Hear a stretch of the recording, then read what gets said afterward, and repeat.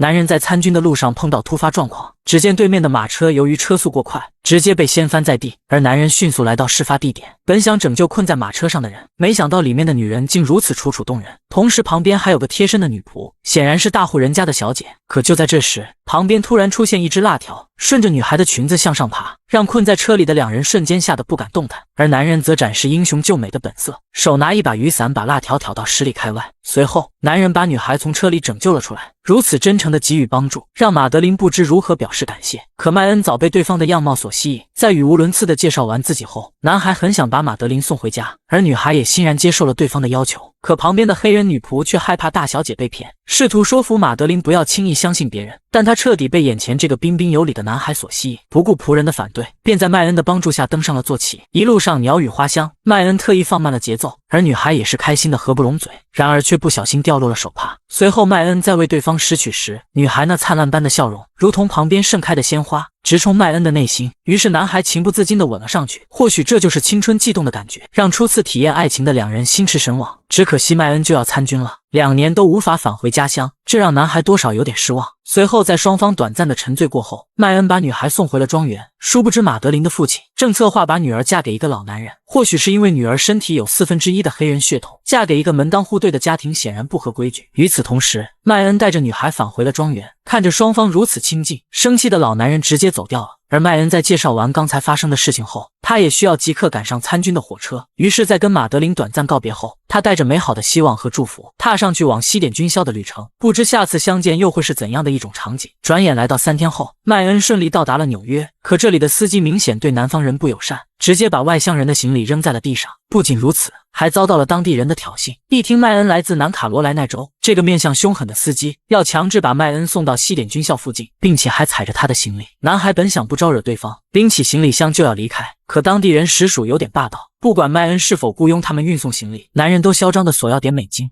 We'll load it or you'll load it. Price is the same. $2. Don't put your hands on me again, sir.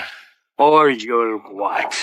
作为庄园少爷的麦恩哪受过这种气，于是在忍无可忍之下，就无需再忍让了。然而对方人多势众，仅凭一己之力显然不是几人的对手，而恰巧麦恩被揍的场景正好被一名年轻人看到。随后喜欢打抱不平的乔治看到路见不平必然拔刀相助，而麦恩在得到陌生人的帮助后，即刻扭转了战斗局势。二人一边狂揍恶意之徒，一边互相自我介绍，然而他们的目的竟出奇的一致，都是去往西点军校参军的。或许世间的因果都因不期而遇的缘分而变得珍贵，而两人的命运齿轮也在这一刻发生了变化。随后他们在去往学校的路上，一个是南方种植园家的少爷，一个是北方工业城市的有为青年。麦恩想在最高学府过渡一下，将来继承父亲的农场，从而实现一直梦寐以求的机械化种田，而乔治则始终怀揣着当兵的梦想。两人虽然志向不同，却结下了难以割舍的深厚情谊。伴随着炮火连天的训练场，一群刚入伍的新兵正式踏进了西点军校。从乔治充满向往的脸上可以看出，他要的就是这种氛围和节奏，而麦恩似乎有些愁容满面。很快，乔治一脸兴奋地打听宿舍情况，却遭到了老兵的羞辱。 My friends and I are plebes. No, sir! You are not! Sir? You are things, sir. To become plebes, you must first survive the entrance examination. Until then, you are lower than plebes. You are the lowest of the low. You are things, sir. Remember that. 看来心情不管多么愉悦，也会遭到老兵给予的闭门羹。但好在兄弟几人终于来到了宿舍楼，并在一位热心舍友的帮助下，把行李放到了各自的床上。可没想到，当麦恩介绍完自己后，这名舍友的表情180度大转弯。甚至听说麦恩家里种棉花时，男人直接把他的行李扔在了地上。他痛恨南方人，更加看不起拥有黑人的奴隶主们。I may have to be here with your kind, but I don't have to like it. And just what's my kind, friend? Slave owners. My pa's got a small tobacco farm. He can't get decent prices because of southern competition. Well, that's unfortunate, but it is hardly my fault. The hell it isn't. It's yours and every slave owner's in this country. 眼看气氛变得微妙，乔治赶快上前调解，但其实对乔治自身而讲，也对南方的种植园有所反感。可他清楚地知道，蓄奴主义并不是1-2个人就能解决的。画面一转，马德琳和老男人正在享受骑马的乐趣。当听说女孩即将离开庄园时，老男人不停地献殷勤，试图向美丽的姑娘套近乎。可天真的马德琳怎么也不会想到，连父亲都在暗地里想促成这门亲事。除了对方年龄大了点，家境却富得流油，而女孩显然还没意识到。随后，父亲故意给两人腾出了空间，但一旁的黑人女奴隶在给女孩沏茶时不小心洒到了身上，她连忙向其给予道歉，而善良的马德琳并没有责怪她。随后向原主适配后，便走进里屋去换衣服，可破坏了原主的好事，女仆就要遭殃了。If it happens again, quit. 可想而知，马德琳要是嫁给这么一个暴力的家伙，将来的日子还怎么过呀？这边，乔治和麦恩终于迎来了新兵训练的日子，但谁也没预料到，训练他们的教官本特居然是一个地狱骑士者。究竟接下来会发生什么事？关注阿涛，下期接着讲。新兵第一天参加训练，就碰到了一个地狱骑士的教官，他看不起来自南卡罗来纳州的麦恩和自认为东部地区更为优秀的乔治。How do you feel about the South as compared with your section of the country, sir? The East, I believe. Which do you think superior, sir? Why, the East, sir! What did you say? I said the East, sir! Nothing but dirt farmers down south? 教官是南部地区的，乔治这种直言不讳的回答，显然把教官比作了一个女人，让他开始策划如何报复这个新兵。于是，乔治被教官喊出队列，来向众人示范基本操步法。而由于麦恩在旁边偷笑，正好被教官抓住机会，一同来整治这个在温室里长大的男孩。随后叫人拎来了4桶水，要求双臂抬起水桶，以身体呈90度两肩平行，最主要的是一滴水都不能洒出来。然后开始示范西点军校的正步。随着教官的节奏越来越快，两个从未参加训练的男孩显然有些吃不消。在持续经过了1分钟后，乔治的汗水已经浸透了衣服，而一旁的麦恩同样大汗淋漓。可即便这样，教官依然没有停下的意思，目的就是让他们2人知道谁才是这里说了算的人。但麦恩实在无法坚持，瘫软地跌落在地面上，而乔治本想上前帮忙，却直接被喝令禁止。随后教官拎起水桶，丝毫不顾及便全泼到了麦恩身上。乔治气得咬牙切齿，而教官则一副小人得知的样子。眼看麦恩就要被整残，就连旁边的长官都看不下去了，随即命令本特立刻停止训练，而男人只能服从命令。但他地狱骑士的本色却展示得淋漓尽致，很难想象麦恩和乔治这两兄弟将来的日子将会是一种怎样的体验。好在他们不服输的态度和性格赢得了其他战友的尊敬，大家都对这个小人同仇敌忾，也因此形成了统一战线。夜晚，当其他新兵进入梦乡时，麦恩给心爱之人写了一封信，把心中的爱意和思念全部倾泻而出。然而有些意外却是猝不及防的。转眼来到1星期后，生活在南方查尔斯顿的马德琳收到了来自纽约州麦恩的来信，里面那充满浓情的字迹让期望已久的女孩难掩内心的喜悦。可还没等马德琳从思绪中走出来时，第2天父亲就把农场主请回了家里。这个老男人对女孩倾慕已久，父亲也悄悄给两人制造机会，但马德琳此时还不知父亲的用意，以朋友的名义热情招待这个远方贵客，而老男人更是贴心的送上了礼物，只为讨好美人的芳心。 It's beautiful. Thank you. Not half so beautiful as you. 另一边，残酷的训练每天都在上演。自以为剑术达到顶峰的教官，在与新兵进行对位时，不仅把对方击落在地，而且还给予人格般的侮辱。You, sir, are the sorriest excuse for a soldier I have ever seen. 然而教官并未就此罢手，还故意在新兵脸上划了一道口子，简直把人性的尊严践踏得一文不值，甚至洋洋得意地向麦恩和乔治炫耀剑术。殊不知如此可耻的做法已经激怒了一头沉睡的雄狮。麦恩勇敢上前接受了教官的挑战，可谁也未曾预料到，自幼就学习剑术的麦恩早已在南卡罗来纳州小有名气，而狂妄自大的本特教官显然遇到了对手，几个回合下来明显处于劣势。而等教官还想发动最后一次进攻时，麦恩顺势抓住机会，直接把本特掀翻在地，情况瞬间变得很微妙。同时操场的打斗声也引起了军官的注意。就当众人以为麦恩会还以颜色时，对方一副可怜巴巴的样子，瞬间让麦恩心软，便收起了剑。也或许迫于长官的压力，让麦恩难以做出出格的事，但本特在大庭广众之下受尽了羞辱，他能就此忍气吞声吗？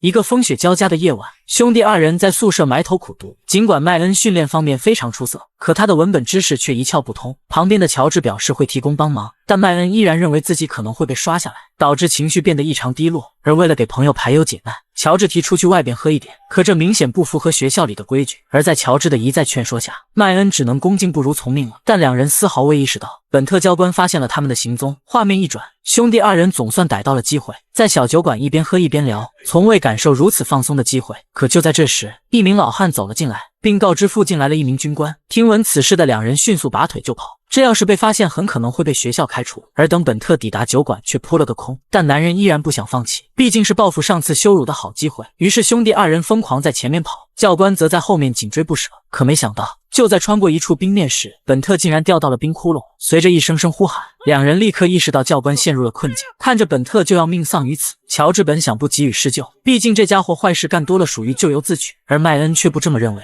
于是两人迅速跑到冰面上，然后由麦恩匍匐上前，后面的乔治则紧紧抓着他的腿。然而就在把教官准备救起时，本特居然顺势把麦恩拉进了水里。很难想象，这家伙简直坏透了。好在兄弟乔治就在身边，如果只有麦恩一人，后果不敢想象。而善良的人永远拥有一颗纯粹的心，即便麦恩浑身湿透，依然关心上前想给予帮助。Bitch, you gotta get back to your barracks. You get pneumonia. I know. To make it without any help from either of you two.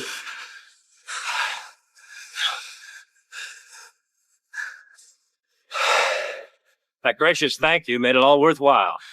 At least he can't put us on report. We saved his life. Don't let that get around the barracks or we're in trouble. 事情果真如此吗？回到寝室的二人虽然换上了新衣服，可麦恩却咳嗽不止。但让他们更没预料到，一名老兵很快过来通知他们，由于私自外出遭到了举报，真是坏到家了。无法想象世间竟有如此卑鄙之人。怎奈麦恩的咳嗽越来越严重，似乎已经无法再承受处罚了。于是他来到教官的办公室，请求本特免于他外面站岗的惩罚，认为自己病得很严重了，想让对方批准去往医务室。然而本特不仅认为他在装病，而且直接把站岗任务提高了10小时。麦恩无奈地盯着眼前这个家伙，他怎么也不会想到自己怎么救了这样一个人。寒风刺骨的夜晚，麦恩一边咳嗽一边来到站岗的位置，虚弱的他已经无法支撑疲惫的身体。而此时一名巡视的军官走了过来，看到麦恩病得如此严重，军官想让他立刻去往医务室，但倔强的男孩还是拒绝了。随后在军官离开后，麦恩最终还是无法硬撑下去，一头跌倒在了雪地里。经过了一段时间，还好巡逻的士兵发现了他，总算为麦恩捡了一条性命。而大难不死必有后福，况且麦恩是如此善良的一个人。就这样，转眼过去2年，终于来到了回家探亲的时间。麦恩跟随乔治本想在他家玩几天，而对方一家人也特别好客。可只有乔治的妹妹似乎并不欢迎，因为麦恩来自种植园，自然家里拥有奴隶。接下来又会发生什么事？关注阿涛，下期接着讲。黑人女孩不忍直视自己的亲弟弟竟遭如此劫难，他还是一个未满16岁的孩子吗？难道白人就如此心狠手辣吗？而就在监工准备抽第5鞭的时候，参军2年的麦恩回来了，事情突然风云突变。 Who the hell are you? I'm Ari Main, Mr. Jones. 监工一听是少东家，立刻换了一副嘴脸，但麦恩却不明白奴隶为何受如此惩罚。原来这个男孩只是有点不尊重主人，可难道这点小事就要遭受殴打吗？于是麦恩立刻下令监工放了他。 You let Priam go. Your father told me to handle these slaves any way I see fit. Well, I don't see fit to let you whip him. Now you do what I tell you, and you let him go. Now!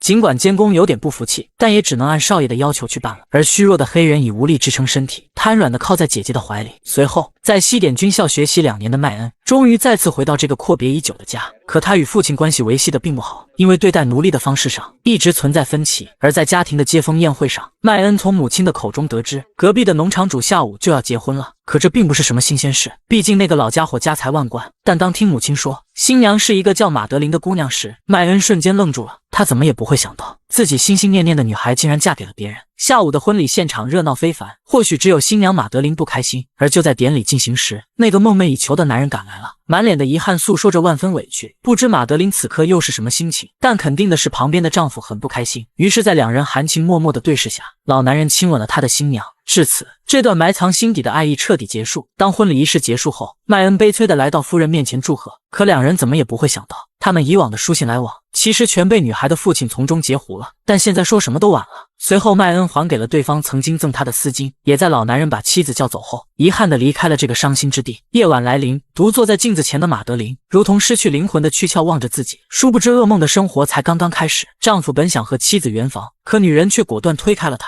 这引起老男人相当不满。God, I'll show you what it means to be my way.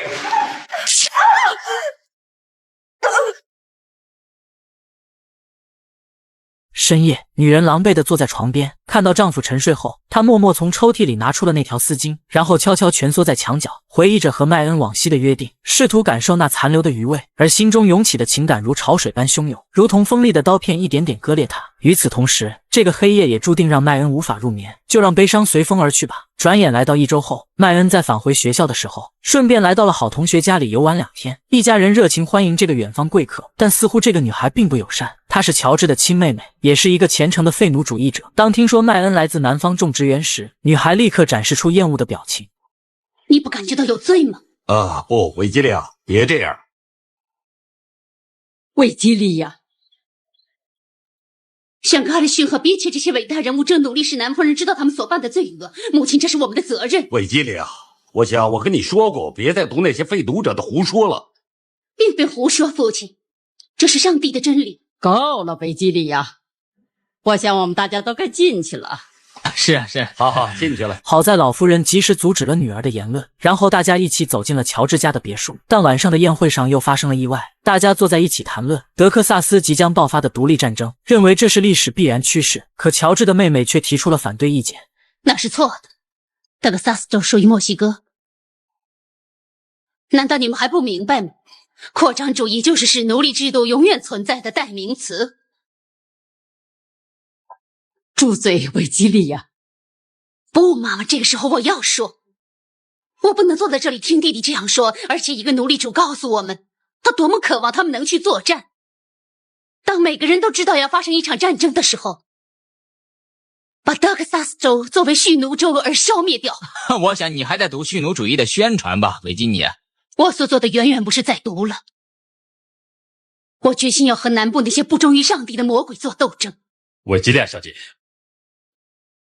如果你能多了解一点南部生活的话，你就不会这么急于做出决定了。我懂得我需要知道的东西。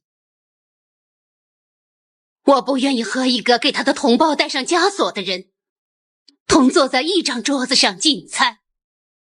气氛瞬间变得尴尬，看来麦恩是时候要离开了。就这样，兄弟2人终于返回了西点军校。可最近麦恩经历的事情让他心神不安，导致训练特别差劲，因此受到了教官的严厉批评。就连在作战指挥的课堂上，面对老师专业问题的询问，其回答的简直不堪入耳。而乔治似乎看出了他难受的心情，于是建议他去拜访一个老朋友，而推荐的这个人却是学院里的洗衣工，一个彻头彻尾的风尘女子。当看到一个英俊的小伙来到此地时，女人毫不客气地叫他去屋里坐坐。然而洗衣工果断关上了门，开始展示自己外向的一面。此时麦恩才反应过来，原来他的好兄弟是这个意思。可此时在女人热情主动的帮助下，麦恩似乎已经无法拒绝了。一段时间过后，男人虽然身体上得到了释放，但心里却永远无法忘记那个女孩。与此同时，远在家乡的马德琳同样过得不如意，每天连饭都吃不下去，就盯着那条麦恩留下的丝巾。或许女人一辈子最不幸的事，就是无法与心爱的人长相厮守，更别提嫁给一个根本不喜欢的男人了。就这样，时间又过去了2年，麦恩以倒数第2的成绩顺利毕业。虽然成绩不理想，但总算完成了4年的学业。他和乔治都加入了陆军步兵团，可谓是好兄弟不离不弃。于是，乔治跟随麦恩一同返回了家乡。接下来又会发生什么事？关注阿涛，下期接着讲。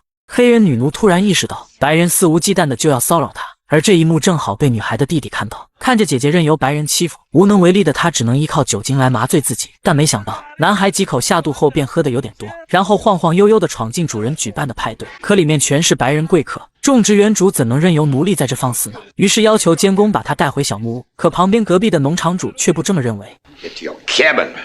What kind of punishment is that? I know what we do with him at Resolute. You're right, Justin. Grimes dishonored this house, insulted my guests. Mr. Jones? Yes, sir. Get him out of here! Make sure he receives a proper punishment. Yes, sir. 作为好友的乔治不忍奴隶遭受惩罚，试图说服麦恩劝他的父亲，但这里是充满奴隶制的南方地区，并不是他所在的北方工业城市。于是，黑人普莱姆被固定在了地面上，任凭姐姐如何在旁边求饶，似乎监工也不为所动。然后提起已经烧红的烙铁，在众多园内奴隶的注视下，往普莱姆的脸上狠狠一戳。这边，麦恩还在试图说服父亲。 And neither would you. Don't give me any more of your Yankee sermons. I am not preaching. I am arguing against brutality. Well, it's not your place. Now be so good as to leave me alone. 麦恩是一个善良的人，但自己不管如何努力，也无法阻止父亲惨无人道的惩罚，而他更加无法面对那个一直抱有废除奴隶制的战友。两人4年多的军旅情谊，或许从这一刻开始，他们之间出现了裂痕。第二天，一切回归了平常，庄园依然组织盛大的庆祝活动，而今天隔壁的邻居也把夫人带了过来。可这却是麦恩永久的遗憾和痛苦。随后，乔治很识相的把老男人带到了园内，给了麦恩和夫人独处的机会。虽然马德琳已嫁做了人妇，可麦恩经过2年的沉淀，依然无法忘记这个曾经喜欢的女人。You just nearly killed me being away from you. Please, we mustn't say things like that to each other. Why not? We feel him. There's nothing we could do. You don't love him. You are not his. I can never be yours. 看到丈夫一直在留意这边，女人只好无奈的先行离去。随后，大家在客厅畅谈即将爆发的战争。作为受益的种植园主，马德琳的丈夫希望脱离联邦的管辖，让南方地区成为一个独立的国家。然而，这种不切实际的想法很快遭到其他人的反对，尤其是老男人的妻子。How can you say that, Justin? Is that a fact, man? What if we were a separate nation? When the rice and cotton markets went soft, it's happened before. That isn't the point. It's a matter of honor. We need the North. We have no factories, no resources of our own. We can't survive on speeches. My dear, forget yourself. Nobody here in this company cares what you have to say. They're married, Dory. He's an arrogant ass, but there's nothing you can do about it. I'd like to horsewhip him. So would I. And he deserves it. But it's not the time or the place. 随后，贾斯汀愤怒地把妻子拽到了屋外，如此在大庭广众之下顶撞丈夫，让他在众多好友面前丢尽了脸。试问哪个妻子有如此大胆？于是男人警告马德琳，如果再随意发表言论让她难堪的话，会遭到前所未有的痛苦。爱情不如意，生活一团糟，女人哭泣地离开了花园，而这一切全被麦恩看在眼里。于是他心痛地来到马德琳身边，试图向可怜的女人给予安慰，并想在自己参战前与她再谈谈。This may be the last chance we ever have. Say yes. I'll try. Now let me go back. Alone. 麦恩终于露出了微笑，期待明天会有个好的结果。很快，时间来到第2天，麦恩如约而至，而马德琳果然在教堂等他。两人开始还在诉说内心无法割舍的情感，即便物是人非，可他们依然无法忘记对方。随后，双方深刻地抱在一起，感受彼此间早已陌生的温度。但马德琳最终理智战胜了情感，拒绝了这段再也无法接受的爱情。Madeline, Forget me, Ori. It's the only way. 马德琳断然离开了，麦恩心如刀割，带走了他世界刚刚萌芽的色彩，留下的只有无尽的黑暗和寂寞。转眼来到2个月后，德克萨斯独立战争爆发，面对麦恩和乔治带领的步兵营，遭到了敌人的顽强抵抗。在炮火猛烈的攻势下，美军只能找掩体进行防御。但令两兄弟万万没有想到，指挥这场作战的长官居然是本特。曾经作为教官，差点没把兄弟2人害死，如今又命令2人勘察敌方兵力，明知前方炮火连天，却故意让他们前去送命。可官高一级压死人，何况不听从命令则会就地正法。于是兄弟2人只能被迫前往战场。果不其然，敌方的猛烈攻势很快让美军陷入被动，眼看一个个士兵倒下，本特根本没有撤退的意思。不幸的是，麦恩在一处石拱桥上面遭到一颗炮弹炸伤，重重的摔倒在地，而乔治眼见兄弟无法动弹，不顾自身安危上前营救。就在第2颗炮弹落下时，乔治顺利把麦恩抬了出去，而本特似乎有些失望地离开了。画面一转，麦恩躺在病榻拼命挣扎，显然一条腿已经不行了。军医主张把这条炸伤的腿锯掉，这遭到了乔治的强烈抵抗，让他变成残废还不如直接要了他的命。可就在这时，一名上校来到了此地，他认为先把腿留下来，如果发生感染再锯掉也来得及。不知麦恩能否挺过这次难关。就这样，时间来到1个月后，双方达成了停战协议。当乔治去病房看望好友时，麦恩的那条伤腿总算保下来了，可他的精神状态依然不佳。而就在此时，乔治突然萌生了退役的想法。接下来又会发生什么事？关注阿涛，下期接着讲。她本是一名花季少女，却因身体流淌1/4黑人血统，被父亲暗箱操作，嫁给了一个大自己30岁的农场主。然而圆房的当天晚上就出现了意外，因为马德琳一直忘不了初恋情人，导致面对丈夫的进一步举动，表示了难以接受的态度。可毕竟2人已经结婚了，再多的拒绝只会让丈夫更加恼火。God, I'll show you what it means to be my wife. 生活充满了悲伤，所有的思念都寄托在一条丝巾上。直到2年过去，马德琳依然无法给丈夫添任何子嗣，这让老男人倍感失望，认为她是一个不中用的女人，尽不到妻子的任何职责，从而导致婚姻走向了灭亡的坟墓。可直到那个内心苦练的男人返回家乡，麦恩在德克萨斯独立战争中，由于腿部遭受严重炸伤，只能以伤员的身份提前退伍。而当某一天，马德琳的丈夫正在园内殴打奴隶时，麦恩以退伍军人的身份特意来到邻居家拜访，而他的目的并不在于此，只是想见一见让他心肠挂肚的女人。当马德琳在窗前看到心爱之人后，脸上终于露出了早已消失的笑容，于是他立刻写了一封信，然后让贴身女仆无论如何也要交给他。难道经历这么多年，两人还能回到最初的感觉吗？第二天清晨，马德琳很早就来到破旧的教堂等候，听着远处传来的马蹄声，那个男人真的准时赴约了。心情激动的女人立刻来到门口守候，只可惜麦恩的那条腿已无法支撑他能灵便的行走。当两人时隔3年再次相见时，眼神中充满了期待，或许比身体带来的伤痛更加深刻。随后他们奋不顾身地抱在一起，感受那早已消逝的温度。Oh, I had to see you. I thought I might die if I did.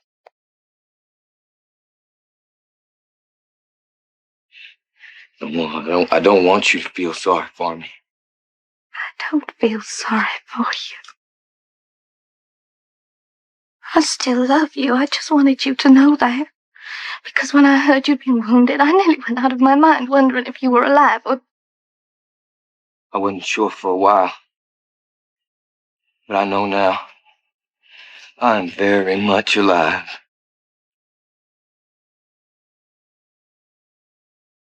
随着时间的流逝，马德琳与麦恩时常私下约会。然而令女人万万没有想到，破旧教堂的外面今天却停着自家的马车，而里面传出男女嬉戏的声音，似乎让她意识到了什么。接着小心翼翼地上前查看，却发现丈夫竟然和一名黑人女奴隶在一起。就在马德琳感到震惊之时，正在感受愉悦的丈夫也发现了她，于是女人疯狂地试图逃跑，但最终还是被丈夫抓到了。如此一来，可怜的马德琳免不了一顿殴打。 Spy, slut.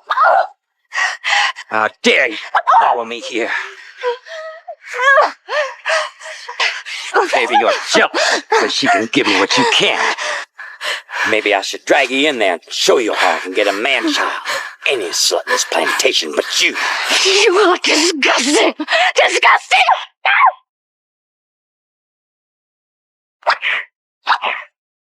You could just lie there and rot.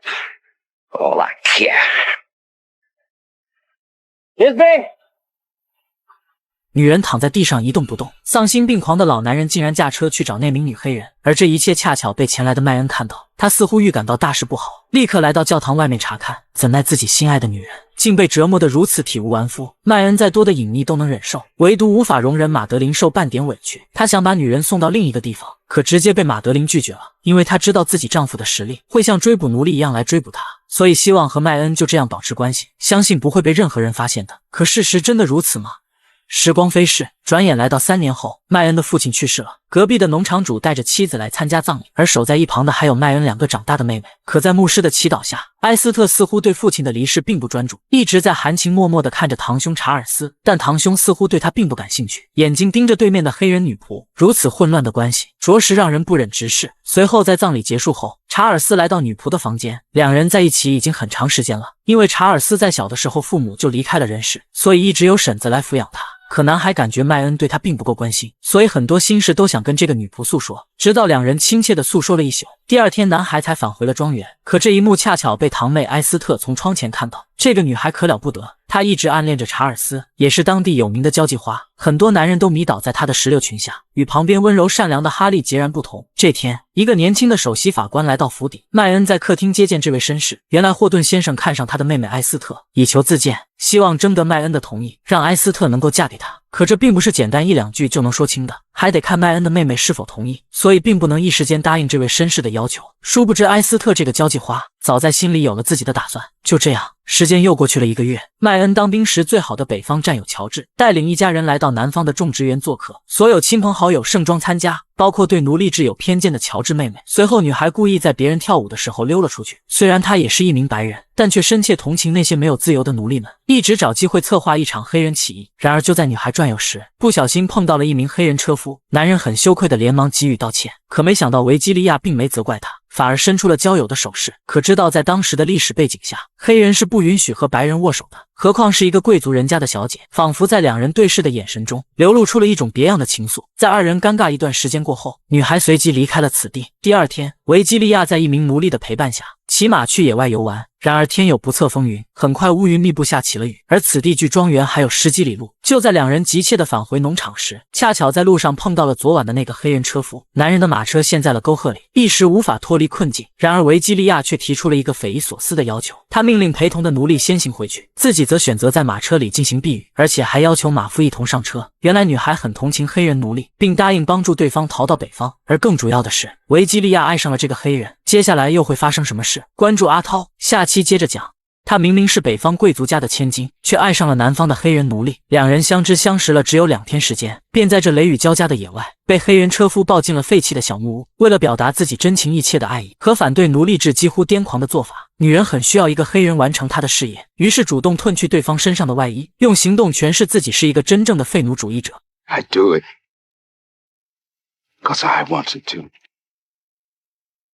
第二天一大早，麦恩便带着女孩的哥哥前来寻找，果然在废弃的房子找到了两人。但谁又能想到，维基利亚能与这个奴仆共度一个美妙的良宵呢？但女孩似乎对两人急切的虚找并不在意，反而表现出多管闲事的样子。夜晚的蒙特庄园，麦恩热情款待了乔治一家人。餐桌上，维基利亚赞扬了昨天车夫的老实憨厚，可年轻的法官却认为他只不过是家里的一名普通黑人，与别的奴隶别无两样，没必要过于夸赞一个卑微的人。然而维基利亚那种异常的样子却被法官的女友埃斯特看在眼里。深夜，黑人车夫悄悄来到昨天的小木屋，原来维基利亚又在这里等他。两人刚见面就拥抱在一起，简单温存过后，女孩开始询问逃跑的计划。原来明天早上就有一艘船去往费城，只可惜票价高得离谱。维基利亚瞬间心领神会，把口袋里的积蓄全部拿了出来，并交给了对方一个秘密地址，只希望两人能尽快相见。于是双方在互相道别后，黑人车夫便匆匆离开了这里。然而令人意想不到的是，两人在此处的所作所为竟然被跟踪前来的埃斯特发现了。这下两人家庭难免再次掀起波澜。第二天清晨，大家围在餐桌享受早餐时，埃斯特就开始作妖了。他没好气地训斥旁边的女仆，这让哥哥感到很奇怪。Aren't you feeling well this morning, Ashton? Since the Hazards have come to visit, I've all but lost my appetite. 妹妹这种伤害客人的话，让作为东道主的麦恩脸上立刻失去了光彩。然而埃斯特却一副嬉皮笑脸的模样。与此同时，埃斯特的法官男友找到了这里，不知情的麦恩还想让他一同入席，谁知法官家的黑人车夫居然跑了，来到这里就是要兴师问罪的，随即把矛头指向了维基利亚。事情很快变得很微妙，乔治更是站起身来，极力袒护妹妹不会做这种傻事。但没有不透风的墙，既然能怀疑维基利亚的身上，必然是有原因的。可不管埃斯特如何让男友讲出来，霍顿却在此时有口难言。Then I'll do it. The other night when James was here, Virgilia was with Grady in the cotton dock. I saw them. Ashton, sit down. Daughter, this is one time. I think you'd better speak up. Now what were the two of you doing in the cotton dock, Virgilia? Were you showing him the path to Freedom Road? And what else did you show him? Did you bed with him? Leave my house, James, now. Not until he gets an answer. I did help Grady escape, Mr. Hunter. I knew it.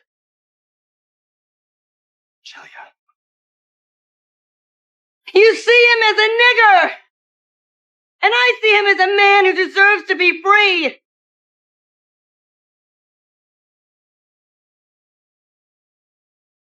That woman conspired to rob me, and her brother assaulted me. I demand satisfaction. My seconds will call. There will be no dueling. Why not? I'll kill that custard-faced son of a... Billy, that's enough! James, come on, before he does kill you. I want to apologize. Good God, man, it is too late for that now. There's no greater crime down here than stealing another man's slave, and that's just what your sister did by helping Grady escape. You'd all better be leaving for Charleston. Today. 事情既然闹到这种地步，一家从北方来的贵客只能提前打道回府了。麦恩也是迫不得已才做出的决定。隔天一大早，乔治一家就踏上了返程的旅途。可乔治的弟弟比利和麦恩的妹妹哈利却难舍难分，两人几天中就滋生了爱意。然而唯恐天下不乱的埃斯特总是有风凉话。Mr. Hazard, sir, you've already taken advantage of my brother's hospitality.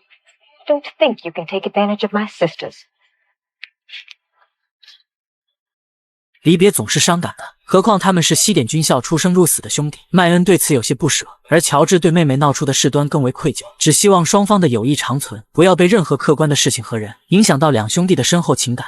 画面一转，马德琳在收到老父亲病危的通知后，和贴身女仆一同返回了家乡。看着奄奄一息的老父亲，女儿守在病榻上深感自责。然而父亲此时却告知了个天大的秘密，原来马德琳的曾祖母是一个黑人奴隶，这也代表她身体里也流淌黑人的血统。如此具有破坏力的消息，让马德琳着实无法面对。况且她还嫁给了一个奴隶主，很难想象丈夫要是知道这件事，会如何残忍地对待她。就在询问父亲谁还知道这个秘密时，老男人竟然在此时闭上了双眼，悔恨和遗憾夹杂马德琳的内心，趴在父亲的遗体上痛苦地流泪。与此同时，仆人听到哭泣声走了进来，他也知道马德琳有1/4黑人血统，只希望这个秘密永远埋藏在两人的心底，但愿不被任何人发现。可事实果真如此吗？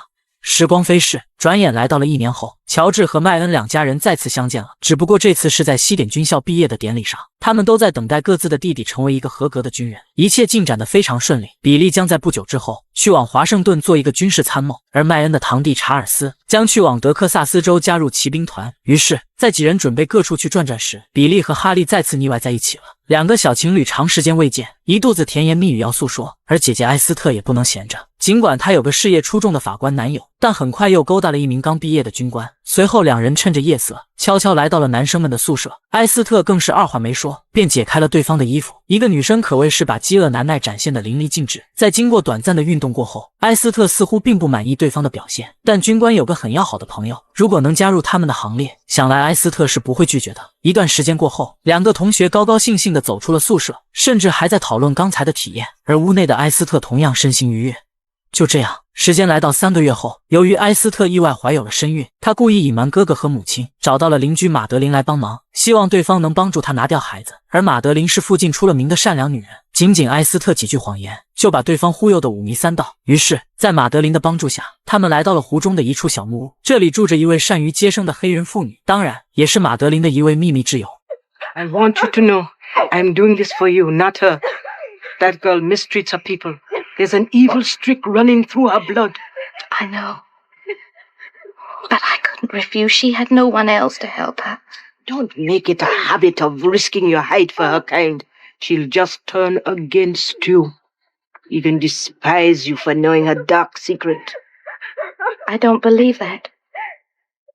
Never let her know you have a secret or two of your own. You're talking crazy, Aunt Belle. You best be warned, eh? 看在夫人的面子上，黑人妇女才肯提供帮助。于是，在3人合力帮助下，女孩最终成功把肚子里的孩子拿掉了，但却给马德琳带来了意想不到的麻烦。丈夫只是因为她回家晚了一点，就怀疑妻子在外面有人了。究竟接下来会发生什么事？关注阿涛，下期接着讲。回家的女人显然没意识到丈夫竟然躲在了门后，这可把妻子吓了一大跳。然而丈夫之所以这么做，仅仅是因为妻子回家晚了点，怀疑马德琳外面有了别人。毕竟两人年龄相差30来岁，况且妻子和种植园里的奴隶走得特别近，怀疑她和黑人厮混在了一起。面对丈夫的人格侮辱，马德琳直接扇了对方一耳光。然而她的不忠诚彻底激怒了老男人，是要给妻子点颜色看看。可旁边的贴身女仆显然无法容忍。Don't you hurt her. What did you say? It ain't right you're beating on Miss Madeline. She ain't done nothing wrong. Justin, no! It's me you want to hurt, not her. Alright, for once. 丈夫凶狠地把妻子拽到2楼，重重摔在一个废弃的房间里，随后再给她最后一次机会，询问到底跟谁在一起着。但马德琳依然矢口否认，没有做出任何违背婚姻的事。既然如此，老男人只好把她关在屋子里，不管多长时间也别想再出去。于是丈夫把门锁上了，任凭马德琳在里面呼喊哭泣，似乎都无济于事了。时间来到3天后，在约定时间等待的麦恩始终无法见到心爱之人前来。似乎意识到事情并不简单，而她也只能失望地先行离去。殊不知，此刻的马德琳犹如一只丧家之犬，被丈夫紧紧束缚在房间里。所幸这个庄园并不是所有人都冷酷无情，还有一个忠诚的女仆守在左右。而听到声音的马德琳似乎看到了希望，但不幸的是，原主还是发现了奴仆的行为，事情由此变得更加严重。黑人女仆不断向主人求饶，但贾斯汀狠狠地揍了她一拳，导致女仆直接从楼梯上滚落，摔在地上无法动弹。然后男人信誓旦旦地走上前去，用脚翻了个面，才发现女仆已经死了。这时原主露出了满意的微笑，似乎并未对此有所愧疚。然而可怜的马德琳就不一样了，自从父亲离世后，又一次失去一位挚爱的亲人。时间又过去了1周，身心疲惫的马德琳已经被摧残得不成人样了。丈夫多少有点良心发现，特意给妻子请了大夫看病，但情况与想象的并不一样。医生告知原主的夫人是在故意遏制自己，这说明马德琳想用这种办法促使丈夫能够放过她。但男人却想到一个更为极端的对策，他请求医院为夫人开一些鸦片体，以此来抑制妻子的不稳定情绪，这样他就算不在家，也不用担心马德琳会有别的想法了。而如此邪恶的做法，将会给女人带来前所未有的灾难。5天以后的蒙特庄园，埃斯特成功嫁给了年轻的法官。为此，麦恩为妹妹举行了盛大的婚庆典礼。然而，他在现场环顾1周后，竟发现了许久未见的马德琳。男人内心忐忑地走向前，不知自己是否做错了什么，才让心爱的女人不再维护他们的誓约。可马德琳的表现却判若两人，那层眼神流露的情感没有了光泽，对麦恩的迫切的情绪没有任何反应，一直询问她的丈夫在哪里。然而，麦恩怎么都不会想到，贾斯汀给妻子服用的鸦片体已经开始麻痹这个女人的神经了。婚礼结束后，时间留给了2个新人，可面对丈夫的迫切需求，埃斯特却总在找理由躲避，又开始胡编乱造各种谎言，企图隐瞒前几天堕胎的事实。而这个憨厚的丈夫从未预料埃斯特是一个很放纵的女人，随便说了几句贴心的话，就把丈夫忽悠得一愣一愣的。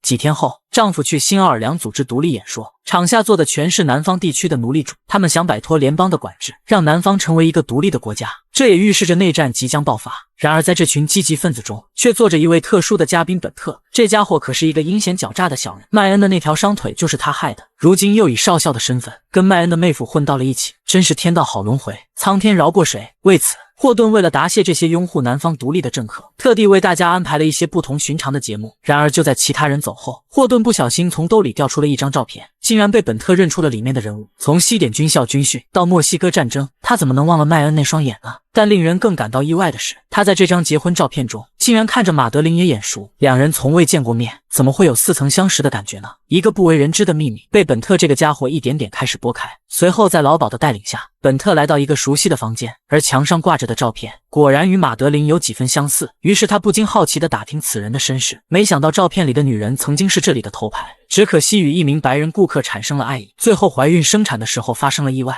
早早结束了自己年轻的生命。而令本特更加无法预料，此女竟有黑人奴隶的血统，那么所生的孩子也将带有奴隶的标签。曾经马德琳想要保守的秘密，如今却被阴险的本特知道了，这也将为接下来的剧情埋下了一颗定时炸弹。随着火车的轰隆声，麦恩与妹妹去往了乔治所在的北方地区，一是想见见情同手足的战友，二是完成妹妹哈利与比利的订婚。但两人怎么都不会想到，这次拜访乔治将会给两兄弟带来前所未有的裂痕。接下来剧情将如何走向？关注阿涛，下期接着讲。女人穿着崭新的礼服，在丈夫和客人面前展示较好的身材，可随着妹妹突然走下楼，美好的氛围完全变样了。她是一个极端的废奴主义者，而邀请的客人则是南方的奴隶主。And one day he'll lead your slaves in a great revolution, and any man that stands in our way will die in blood and fire, and you'll be the first. 这是废奴主义者对奴隶主的诅咒。麦恩千里迢迢来到北方战友家做客，居然被这个女孩口诛笔伐，就连维基利亚的母亲都看不下去了，让女儿连夜离开这个家。但有些人一旦遭受蛊惑，思想和境界完全处于极端状态，甚至用自认为的真理来攻击一位从未干过坏事的南方人。而面对维基利亚咄咄逼人，麦恩实在无法容忍那些所谓打着废奴主义旗号的人，却在南方地区滥杀无辜。难道这就是口中的真理吗？现场气氛瞬间变得很微妙。乔治让战友别再说下去了，但维基利亚依然在激怒麦恩。Evil man, and evil sees evil in everything. But you and your kind are finished. I warned you this day would come, and it's here! Shut up!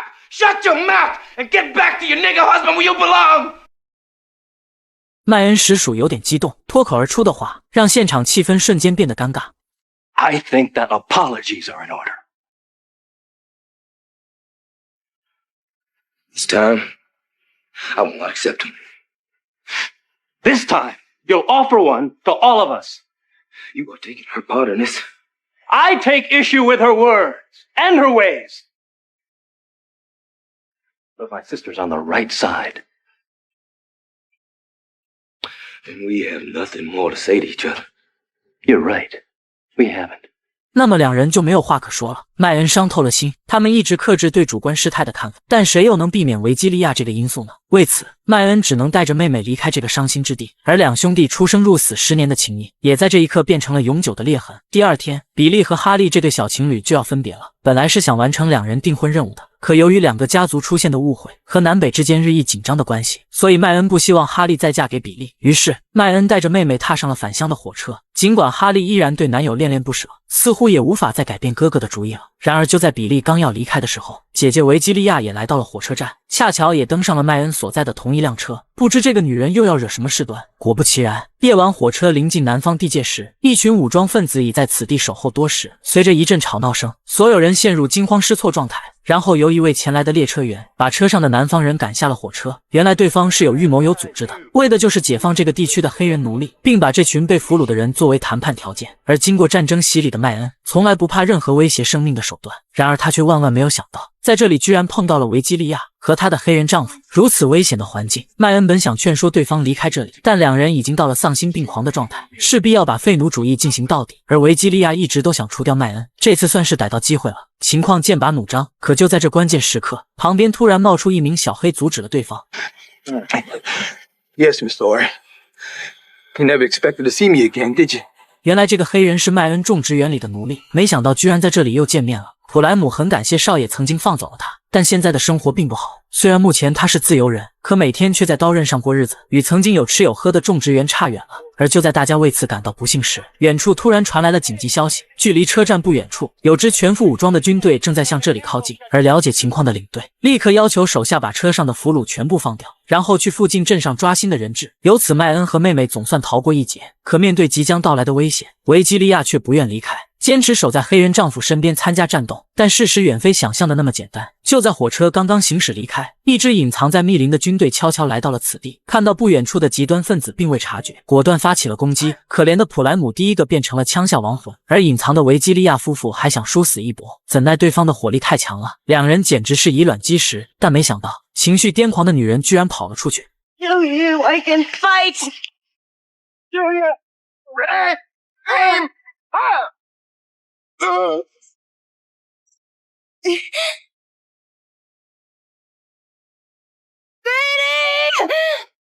Like a fly! Like that! Please. I was a free man. For time. Oh, hush, Brady, you're not gonna die. Julie. I was... Remember, I... No! 就这样，自己的鲁莽和神经质害死了她的黑人丈夫，而维基利亚也将承受牢狱之灾。转眼来到1个月后，一位牧师来到一家疯人院，原来他们把维基利亚当成疯子关在这里，而眼前的牧师曾是他的同事。男人把里里外外全部打点了一遍，来到此地就是救他出去的。画面一转，维基利亚换洗后穿上了新的衣服，气色明显好了很多，而牧师也给他提供了丰盛的晚餐。可男人的目的不只在于此，其实他早就对维基利亚的美色趋之若鹜，只是碍于自己有妻子和对方有丈夫的缘故，一直把这个难言之隐藏于心中。如今维基利亚的丈夫死了，老男人又开始动起了歪心思，怎奈刚接受丧夫之痛的女人显然不会接受这么一个虚情假意的人。于是维基利亚断然离开了牧师的住所。生活伴随着悲伤，回家后的麦恩开始日渐消沉，他躲避妹妹哈利的诉求，更不愿意妹妹嫁给一个北方人，何况和乔治关系降到了分水岭。但总不能因为哥哥的固执就耽误妹妹的幸福生活呀。而如今哈利收到了男友的来信，说要来到南卡罗来那州参加任务，所以哈利想趁此机会完成两人的婚事，只求哥哥能够同意。但麦恩不仅不会同意，反而一气之下扇了妹妹一嘴巴。Ray, I'm sorry. I'm sorry.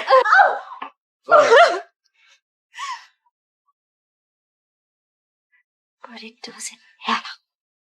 It doesn't matter at all.